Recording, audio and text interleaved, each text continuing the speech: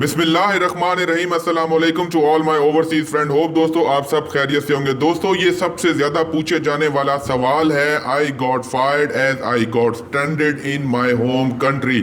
जी हाँ, मुझे जॉब से निकाल दिया गया है। क्या मुझे जॉब से निकाल दिया जाएगा या मुझे मेरा एम्प्लॉयर जॉब से निकाल सकता है जबकि मैं अपने मुल्क में फंसा हुआ हूं क्योंकि फ़्लाइट्स नहीं है। यानी कि आप दुबई में यूएई में जॉब करते थे और आप यूएई से बाहर आए अपनी एनुअल लीव के ऊपर या किसी भी और काम के सिलसिले में, और फ्लाइट ऑपरेशन बंद हो गया ड्यू टू कोविड-19, ड्यू टू कोरोना प्रॉब्लम, और आप उस मुल्क में या अपने मुल्क में स्टक हो गए, तो क्या आपको जॉब से निकाला जा सकता है या नहीं, ये हम इसकी डिटेल में देखते हैं। ये न्यूज़ है जी खलीज टाइम की और इसकी डेट है 1 जून। जी ये हम आपको दिखा रहे हैं 1 जून 2020। इसका आंसर है जी, no the legal rights in the UAE. आप अपना जो लीगल राइट है इन यूएई अरब अमारात उसको देख सकते हैं। क्वेश्चन, अब बेसिकली क्वेश्चन क्या है? क्वेश्चन ये है कि I received the letter of from my employer while I was on my annual vacation. यानी कि आप अपने घर पे थे और आपको टर्मिनेशन लेटर मिल गया कि भाईजान उधर ही रहे, आपकी नौकरी खत्म कर दी गई है। अब क्वेश्चन यहाँ पे है कि क्या I was suppose to return the UAE on my 30 annual leave, however I was not able to do so during कोविड-19 पैंडेमिक। आप नहीं आ सके किसी वजह से, कोविड की वजह से फ्लाइटें नहीं थी। तो क्या माई employ did not pay my full leave salary as told me to the company financial problems, और उसने मुझे कंप्लीट सैलरी भी नहीं दी और उसने कहा कि मैं तो फाइनेंशियल प्रॉब्लम्स में हूँ। आपके एम्प्लॉयर ने, आपके बॉस ने, आपकी कंपनी ने आपको कहा can my employer terminate me while I am in my home. पहला सवाल इन्होंने पूछा है कि क्या मुझे मेरा बॉस, मेरी कंपनी या मेरा जो ओनर है वो जॉब से निकाल सकता है जबकि मैं छुट्टी पर हूं अपने घर पे, on annual vacation, annual leave पे हूं।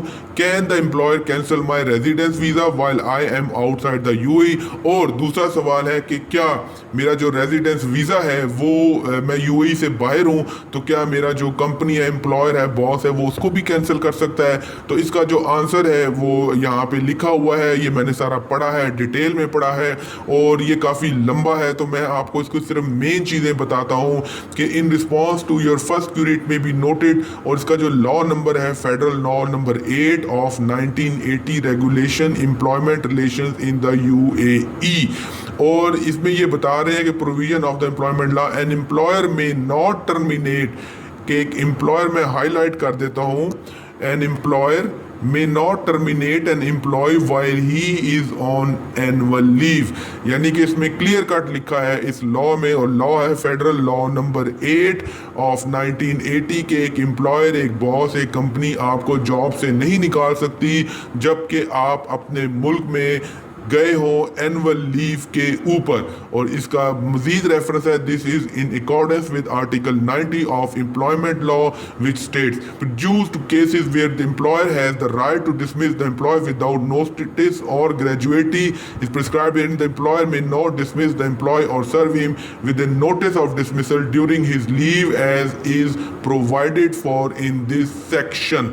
ओके दोस्तों, आपको आपका एम्प्लॉयर नहीं निकाल सकता जॉब से जब तक कि आप वापस ना आ जाएं और साइन ना कर दें। In 15 your employer is obligated to pay you the leave salary before you travel to your home country. इसके अलावा इसमें लिखा हुआ है, ये मैं हाईलाइट कर रहा हूँ, pay you the leave salary before you travel to your home country. जब आप अपनी लीव पे जाते हैं, एनुअल लीव पे जाते हैं, तो वो आपको जाने से पहले आपको एक पूरी सैलरी देने का पाबंद है। और इसके लिए जो लॉ है उसका article 80 of the employment law is stated, ये आप नोट कर लें, article 80 of the employment law.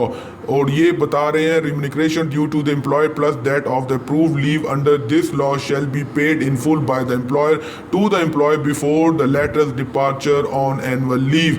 यानी जब आप एनुअल लीव जाएंगे उससे पहले आपका जो एम्प्लॉयर है, आपका जो बॉस है, वो आपको फुल सैलरी देने का पाबंद है। उसके बाद जी दूसरा है, an employee may dismiss an employee without notice if the employee, उसके बारे में वो बता रहे हैं कि जी based on information emirate the more the day for the court level justice here matter the necessary. This is in accordance with that article 122 of the employment law which state an employee service shall be deemed to have been terminated with employee for the reason for the termination irrelevant. जी हाँ, जब तक कि आप कोई ऐसी गलती ना करें, कोई ऐसा कानून ना तोड़ें कि जिस पे कि कंपनी को आपके साथ कोई इश्यूज क्रिएट हो जाए, उसके लिए भी उन्होंने तरीका बताया कि आप मोरे से कांटेक्ट करेंगे। और इसका इन्होंने बताया the ministry of human resource and emiratisation. और उसके बाद इन्होंने एक और चीज़ बताई है जो कि आर्टिकल 123 है, और इसमें ये बता रहे हैं the amount have sustain service the work the compensation case exceed employee remuneration 3 months calculated on the basis of the laws. और इसमें ये बता रहे हैं कि जब ये आपको निकालेंगे तो ये 3 month के बराबर आपको कोई पैसे हैं जो कि वो पे करने के पाबंद हैं। ये मैंने हाईलाइट कर दिया है, और इसको मेरे ख्याल में ये ग्रेजुएटी का वर्ड दे रहे हैं, entitle to the termination notice allowance in this law. और उसके बाद जो उनका क्वेश्चन था दूसरा, उसमें था कि क्या आपका जो ये है रेजिडेंस वीज़ा वो कैंसिल हो सकता है कि नहीं हो सकता। अब इसका वो जवाब दे रहे हैं not that the government of US confirm that all residence visa of the expected who are inside the country and outside the country expected since March 1, 2020 are valid until December 31। तो वो कह रहे हैं कि दिसंबर 31, 2020 तक गवर्नमेंट ऑफ दुबई ने आपके residence visa जो है वो एक्सटेंड कर दिए हैं। तो ऐसी सूरत में भी एम्प्लॉय जो है वो आपको नहीं ख़त्म कर सकता आपकी रेजिडेंसी। ये इसका जो दूसरा क्वेश्चन था यहाँ पे, can the employer cancel my residence visa while I am outside the UAE. तो इसका आंसर इन्होंने दे दिया है कि रेजिडेंस वीज़ा तो गवर्नमेंट ने दिसंबर 31 तक आपका खुद ही बढ़ा दिया हुआ है। और इसका एक और जो जवाब है, योर एम्प्लॉयर, ये देखें, ये मैं हाईलाइट कर रहा हूँ, your employer may not be in A position to cancel your work permit and your residence visa without your signed work permit cancellation document. जब तक आपके वो डॉक्यूमेंट साइन नहीं करेंगे जिसमें आपको एक कैंसिलेशन का एक डॉक्यूमेंट भेजा जाएगा आपकी कंपनी की तरफ से, जब तक आप उसको साइन नहीं करेंगे वो आपका रेजिडेंस परमिट या रेजिडेंस वीज़ा कैंसिल नहीं कर सकता। तो दोस्तों, अगर आपको कोई लेटर आया हुआ है आपकी टर्मिनेशन का, तो आपने उसको साइन नहीं करना। आप दिसंबर 31 तक वापस आ सकते हैं। वापस आके आप केस करेंगे। केस आपने कहाँ पे करना है? केस आपने करना है, यहाँ पे इन्होंने नाम दिया हुआ है, और वो है मोरे, और अभी मैं यहाँ ministry of human resource and emiratisation, यहाँ पे जो कोर्ट है उसमें आपने केस करना है। उस केस के बाद ये फैसला होगा कि आपको पैसे मिलने हैं नहीं मिलने, या जो भी है, जो इस न्यूज़ रिपोर्ट में उसके मुताबिक तो आपको 3 महीने की ग्रेजुएटी भी मिलेगी और आपको वो निकाल भी नहीं सकता, इस बिना पे कि आप वापस नहीं आए, अपने मुल्क में ही रह गए। और ये जो जितना भी डिसीजन है, जो जितना भी एक लॉ के मुतालिक डिटेल में बताया, ये आशीष मेहता इज द फाउंडर और managing partner of Ashish Mehta and associates हैं, जिन्होंने ये सारी डिटेल्स आपके साथ शेयर की है। आशीष मेहता होपफुली एक बड़ा नाम होगा यूएई में, जिन्होंने इतनी तफसील से इस तमाम न्यूज़ में वो बता दिया है। अगर आपको मज़ीद तफसील चाहिए हो तो आप 1 जून खलीज टाइम में आप इसको डिटेल में देख सकते हैं। बाकी दोस्तों, हमारी पूरी कोशिश है कि वीज़ा से रिलेटेड, पासपोर्ट से रिलेटेड, फाइन और आपकी जॉब टर्मिनेशन के हवाले से जो भी लेटेस्ट न्यूज़ है, जो भी लेटेस्ट लॉ आए, और वो डॉक्यूमेंटेड हो, वो सुनी सुनाई बात ना हो कि मैंने वहाँ से सुना था, मैंने वहाँ से सुना था। वो डॉक्यूमेंटेड न्यूज़ हो, जिस तरह के हम आपको डॉक्यूमेंटेड न्यूज़ दिखा रहे हैं। और इसका पब्लिशर खलीज टाइम है, 1 जून इसकी डेट है। और ये जो इनके पब्लिशर हैं जिन्होंने ये अपना एक्सपर्ट ओपिनियन दिया है, वो आशीष मेहता साहब हैं, जो कि फाउंडर एंड मैनेजिंग पार्टनर है आशीष मेहता एंड एसोसिएट्स के।